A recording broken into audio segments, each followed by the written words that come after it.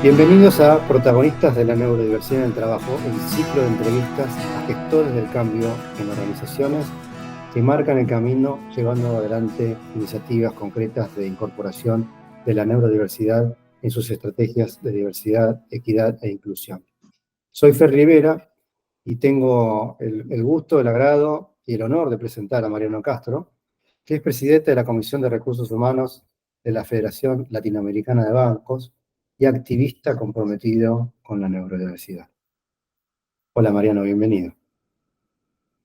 Muy buenos días, buenas tardes, buenas noches, porque no sé por dónde y en dónde se va a estar viendo esto. Ojalá que se vea por todas las partes del mundo. Fer, la verdad que es un placer poder compartir este espacio contigo. Nos conocemos hace un montón y sos una persona que admiro y valoro un montón, así que tengamos este espacio para conversar es muy enriquecedor.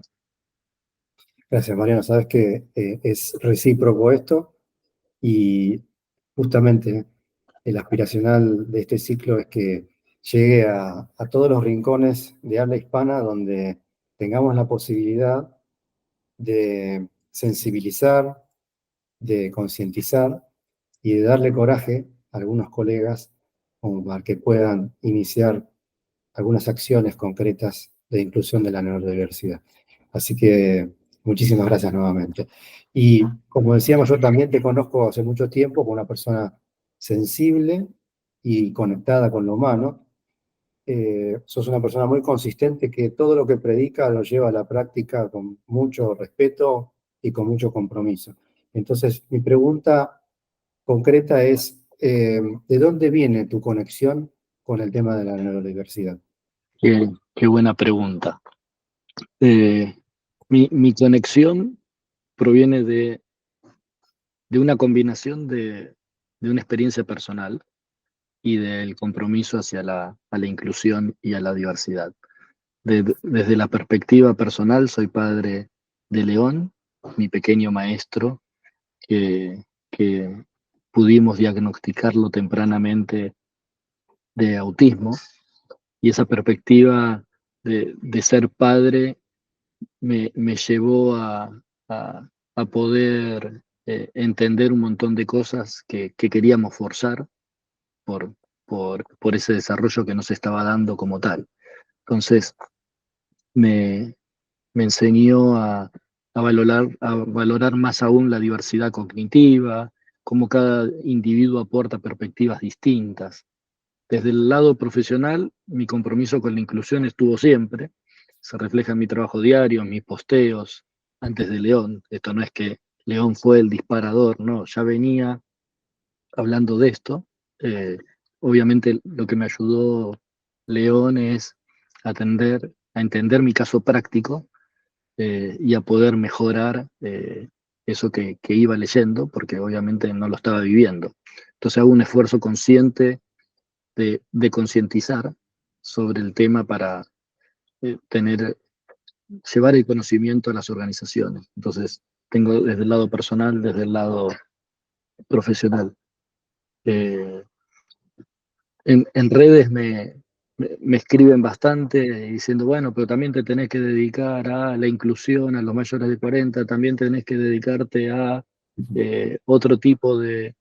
Es decir, están constantemente la gente que te está diciendo qué tenés que hacer.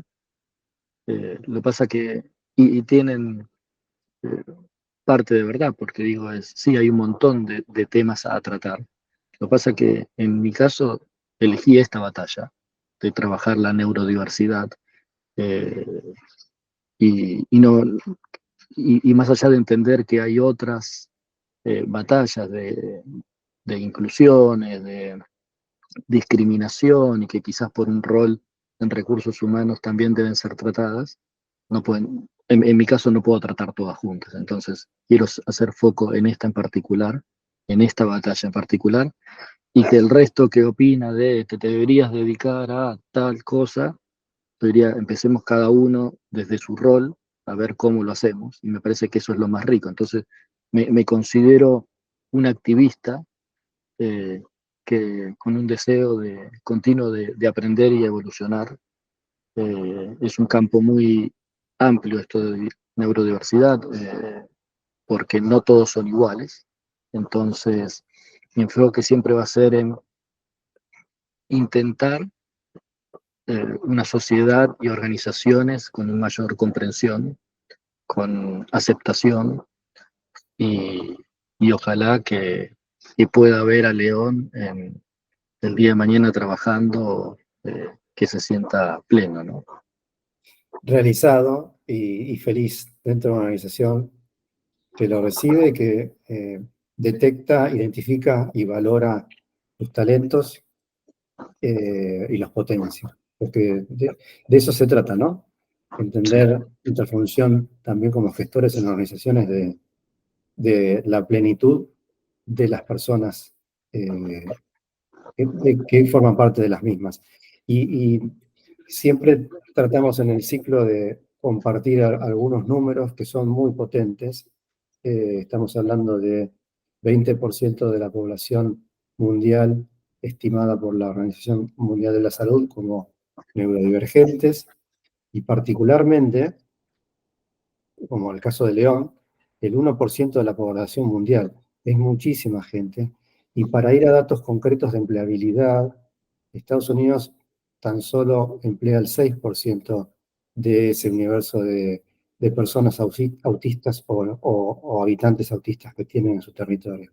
Entonces, muchas veces decimos que es necesario comenzar con tareas concretas de incorporación de la neurodiversidad, porque aparte dan un testimonio compañías que nos acompañan y nos van a acompañar en este ciclo, de que realmente hay oportunidades importantes para mejorar también situaciones dentro de esas compañías en cuanto a performance financiera, capacidad de innovación y creatividad, velocidad en procesamiento de tareas, bueno, un sinfín de beneficios que tienen que ver con no solo cumplir con un objetivo altruista y necesario, como es el de ser, abrazar a toda la diversidad en general del ser humano, sino que también esto reporta en réditos importantes para la compañía. Ni que hablar de marca empleadora, ¿no?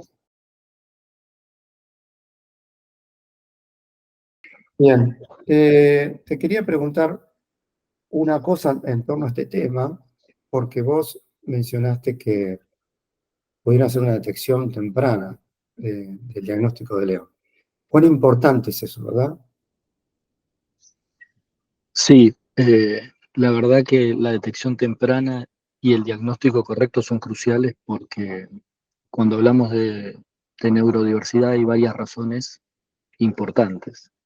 En mi caso particular, mi esposa estaba viendo determinadas cuestiones que encima León nació en pandemia y que muchos médicos le decían, no, es normal porque hay una exclusión social, no está en contacto con la gente, entonces es normal. Y ahí el rol de los padres es muy importante cuando algo no están seguros, seguir buscando otras opiniones. Y en el caso de León llegamos al diagnóstico correcto, que, bueno, que por su corta edad era difícil de diagnosticar, pero sí obviamente tenía rasgos.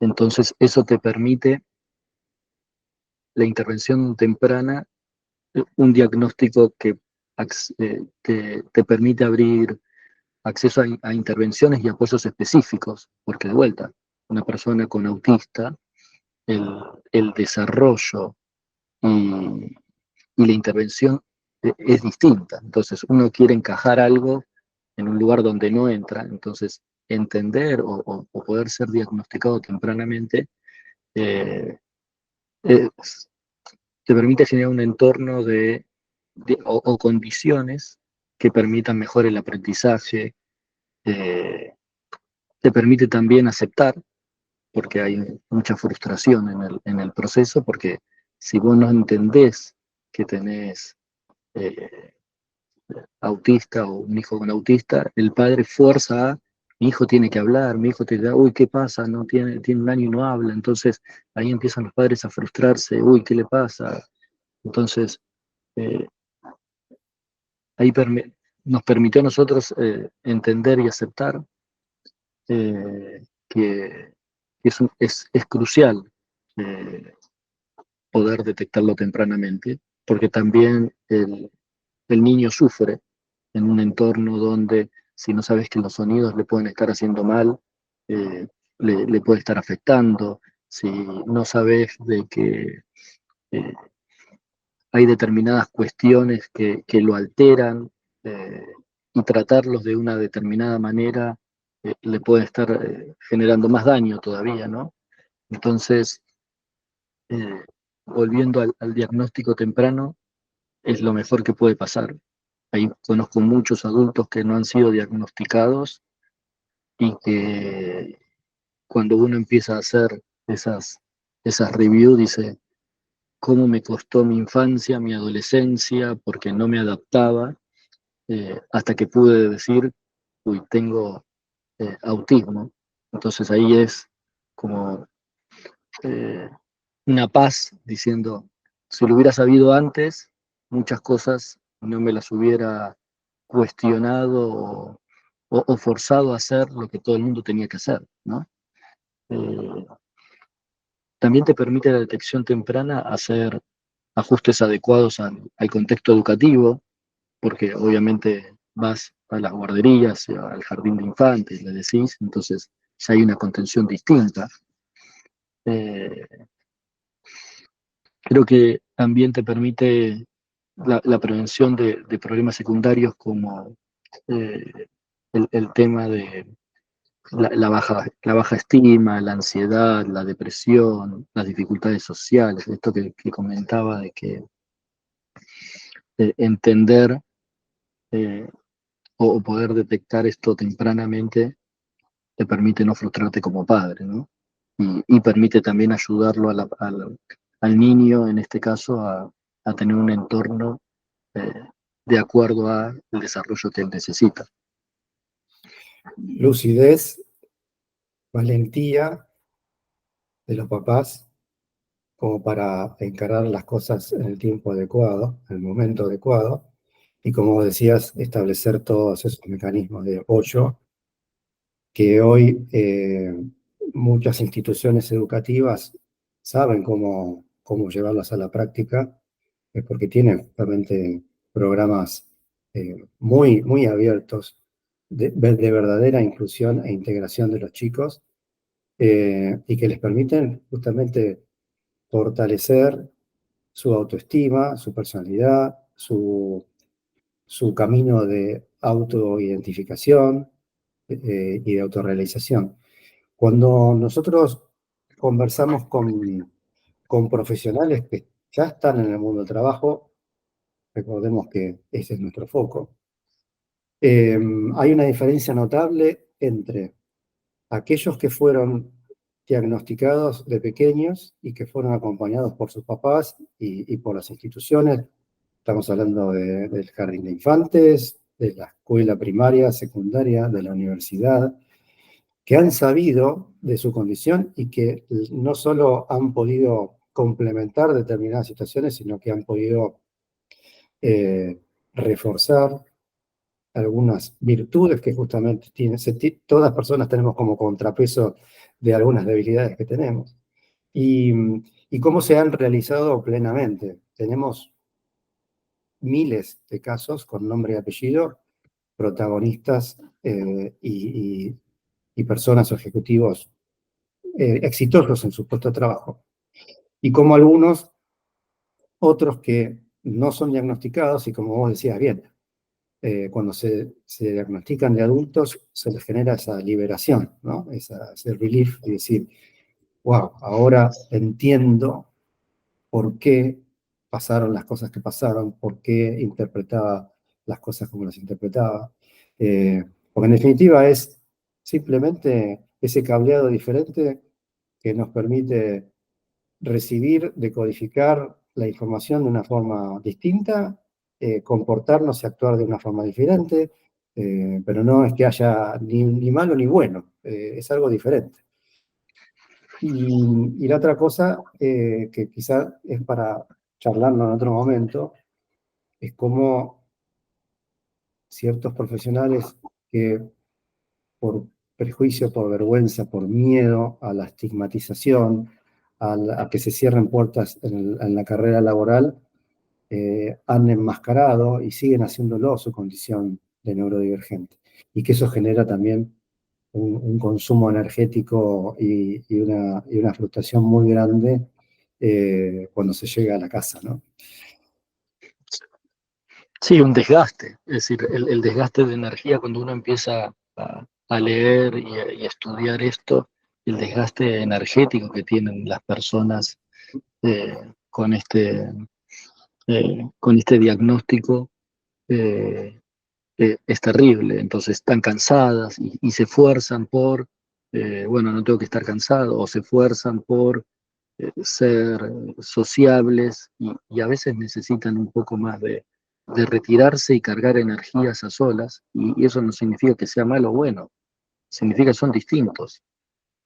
Entonces, y también le permite a su entorno, porque no es solamente la persona que lo está pasando mal, sino también el entorno de no discriminarlo. Uy, esa persona que siempre está ahí eh, apartada, sola, quizás también el entorno eh, puede ayudar el saber que hay una persona con esas características. En otras ediciones de nuestro ciclo hacemos el abordaje justamente en prácticas ya concretas de compañías o de organizaciones a través de sus gestores en cuanto a llevar adelante esos programas. Eh, pero la particularidad de esta conversación que estamos teniendo, Mariano, y que te agradezco tanto, tiene que ver con cómo es que una organización puede acompañar a un papá que no es neurodivergente, pero que sí es papá o familiar de una persona neurodivergente. Es, es muy importante eso, porque a veces nosotros decimos, bueno, tenemos que generar políticas inclusivas para personas con estos, pero nos olvidamos de que vivimos en un entorno, en una sociedad donde quizás no es la persona, sino como tú dijiste, es el padre de, y que requiere de determinadas adaptaciones. De mi aprendizaje en este tema, y que seguramente será parte de una agenda de un congreso que estoy organizando, tiene que ver es cómo las organizaciones somos más inclusivas, pero no solamente para abrir las puertas a personas divergentes, sino también a contener a estos profesionales que tienen hijos o, o algún familiar al cuidado con estas características. Y nos ponemos a trabajar en políticas de flexibilidad laboral, horarios que se ajusten a, al trabajo o trabajos remotos, modelos híbridos. Eh, la flexibilidad laboral, no solamente para la persona, sino para el padre, me parece que es algo muy importante y lo hemos visto. También tiene que ver con el entorno inclusivo, de, bueno, pero Mariano se va recurrentemente temprano porque, y yo me tengo que quedar hasta las 6 de la tarde, y entonces ser inclusivo de, bueno, pero Mariano después se queda después de horas desde la casa trabajando para cumplir con... Entonces, la flexibilidad laboral, el entorno inclusivo, beneficios de apoyo y recursos para este tipo de colaboradores, eh, políticas de no discriminación, comunicación abierta, eh, son, son temas que deberían estar en, en la agenda de recursos humanos, desarrollo humano, capital humano, people, como las áreas lo llamen, y de vuelta, y no con el foco de ser inclusivos para colaboradores con estas características, sino ser inclusivos para padres que tienen hijos con estas características también. Si no, nos estaríamos quedando eh, cortos con el alcance, ¿no? Correcto. Y vos mencionaste una serie de apoyos que no requieren de mucha inversión, te diría que nada. Y eso es algo que intentamos desmitificar en nuestras conversaciones, porque la verdad es que llevar adelante un programa responsable de inclusión de la neurodiversidad en la organización cuesta prácticamente nada para la organización, ¿sí? Eh, entonces, me parece que esto también es una cosa importante que pueda dar coraje a otros colegas que nos están escuchando y viendo en este momento. Sí, totalmente. A veces decimos, no, bueno, pero eso lo pueden hacer las grandes organizaciones que tienen presupuesto. El tema de tener una comunicación abierta no requiere presupuesto. Tener políticas de no discriminación no requiere presupuesto. Fomentar apoyos internos no requiere presupuesto. Es decir, no estamos hablando de adecuar la casa para teletrabajar. Si estamos hablando de cosas, lo que pasa es que para nosotros siempre es más fácil ponernos barreras, eso que hablamos a veces en coaching de nuestras creencias limitantes, no nos permiten poder eh, salir de ese loop que no nos deja actuar, ¿no? Y a veces es, como tú dijiste, no requiere presupuesto. Es así. Mariano, último mensaje para los colegas que nos están escuchando y viendo, para, para darles un poquito más de coraje, animarlos, por lo menos a que incursionen, se informen, eh, tengan un poquito más de interés. Y algo importante que también mencionaste, no es necesario que se trate de una gran corporación como para empezar a trabajar un programa de neuroinclusión, porque ya tenemos testimonios y casos concretos de pequeñas organizaciones, a veces muy, muy chiquititas, que asumen el compromiso y que llevan adelante unos programas de una manera increíble. Entonces, último mensaje para compartir con los colegas. Voy a terminar con una frase que la digo bastante, pero a mí me sirve como mantra, es, si nada cambia, pero yo cambio, todo cambia. Entonces, trabajar desde uno en esta actividad y no esperar que el otro haga algo o que la compañía haga algo. Yo creo que cada uno puede tener ese rol de activista desde fomentar, desde aceptar, desde estudiar, nos va a permitir eh, tener una sociedad mucho más sana, más humana. eh, Así que ese sería mi mensaje.